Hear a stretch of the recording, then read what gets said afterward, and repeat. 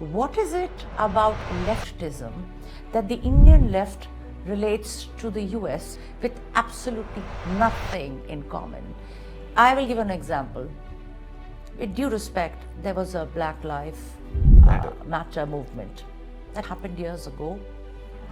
Still persists. That rightfully people were hurt. Rightfully they in their country asked for, let's say, help, cry for help. That was okay. It was years ago.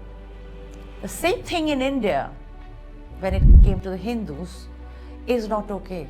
Yeah. Because it was years ago. So to begin with, I do believe the left liberals in India, which is an oxymoron, because they're not liberal. Okay. They're not at all liberal.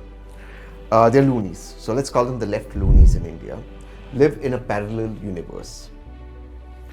Part of being in a parallel universe is denying Hindu fellow citizens the wrong that has happened to them. We live in a state of denial. And if you were to speak about it, you were to be seen as a bigot. Yep. That's the problem. And when you have 70-80% of this country, and a large section of that 70-80% hurt by something that has happened, it's generational trauma.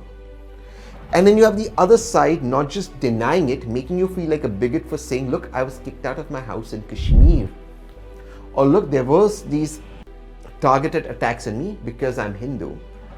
It sets you back. You can never win an election. Forget it's a terrible thing to do as humanity.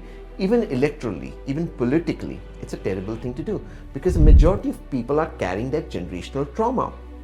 And the way to address that generational trauma is to first accept that it happened and say, look, how can we now reconcile with the wrongs that have happened and make sure that we learn from history so that this is never ever repeated in the future.